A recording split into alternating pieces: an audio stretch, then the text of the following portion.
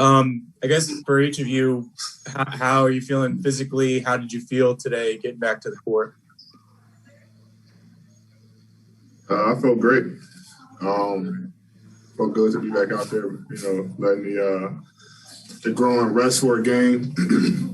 It felt good the entire time. Felt good after the treatment session after the Houston game, and then at practice in between games. So, a couple days between.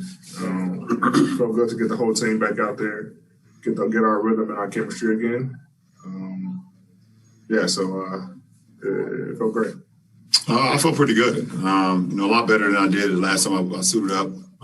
Just putting a lot of work. Obviously off the floor. Just getting my ankle right, getting my foot right. But I felt pretty good. Going into the game and the last game I played, I think that was Toronto. I think that halftime break kind of stiffened my leg up, stiffened my ankle up. But tonight it was a complete 360 for me. Or a complete 180, I would say, and allowed me to, still play the game that I wanted to play. So, I think every game I'll get better and better, but it was a good first test for me. Okay. LeBron, how can you compare how you feel now to like mid-March pre the Hawks game? I was much better then, obviously. I had, how many games up underneath my belt. I think I missed one game up until that point. I think that was the game right before the break. As far as conditioning-wise, my condition was at a really good place. My game was at a really good place. So, it took a few games to get it all the way back, but I like where I am today. And just quick follow for both of you. What do you guys anticipate tomorrow for your workload? It's up to the coach. Yeah, it's up to the coach and our training staff, obviously. We know what's what we got to do to continue to get our body where it needs to be to play. But that's up to the coaching staff and the training staff, our medical team, on what our workload looks like. Bill? LeBron, you had that dunk off the lob from Schroeder in the first quarter. Obviously, that gets fans very excited when they see something like that when you're back on the court. But does a play like that help you feel like you're back in any way, or help you sort of confirm that you're where you need to be? I think it definitely helps, just from a sense of being able to, have a quick twitch mind, the turnover that happens. So when the turnover happens, you have to, readjust where you were and quick twitch turn to go the other way. So I was able to do that. And AD pushed the break and kicked it up to Dennis. And, I just tried to fill the left wing, which I've been good at kind of like my whole life, just filling wings. And DS threw it up there, and that was a test for me. The test for me to go up and get it, and I was able to finish it home. So, it was a good test for my ankle and a good play for our team. Mark Medina. Hey, LeBron, good to see you. To follow up on the comments you made, the first return, you were saying at that point you don't think you'd ever get back to 100% in your career. Given the progress with this ankle, has that feeling changed in any way?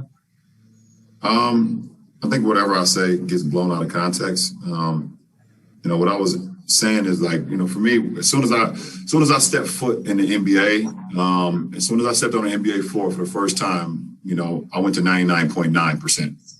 You don't never feel, as great as you felt the first time you ever stepped out there. So I'm saying I would never be able to get to 100%. That time has passed me. But, for me, playing at a high level, I can always do that. I can be at 99.9.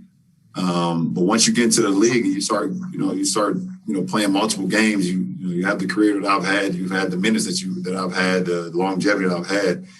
As far as 100%, you never feel 100%. It's actually impossible. If that's the case, I'll play to 60, 70. You just don't. It doesn't happen that way. So, I should have clarified that, but obviously people ran with it and it was like, oh, well, whatever. Appreciate you clarifying. Mike has a question for AD.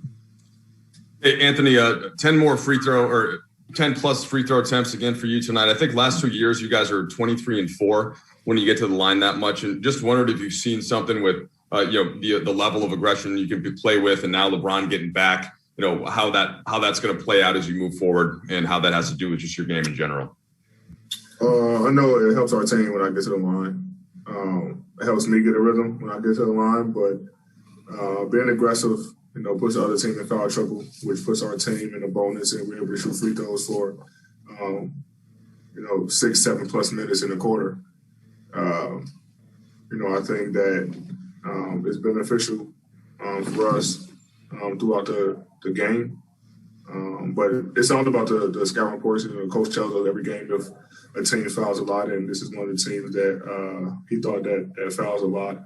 So I just trying to be aggressive, draw fouls, and get to the line. BT? What's up, Brian and AD? What's going on, Vic? Everything's good. Tomorrow, everything will be settled. So I want you guys, what are your thoughts on the idea of maybe playing in the playing game or being the 6th seed? Let the chips fall where they may. Simple as that. We're ready to go. Okay. AD, same way? Same way. We're ready to play whatever game. If it's, playoffs where we're the 6th seed or we got to play in the play-in for the 7th seed. As a 7th seed, then we don't care.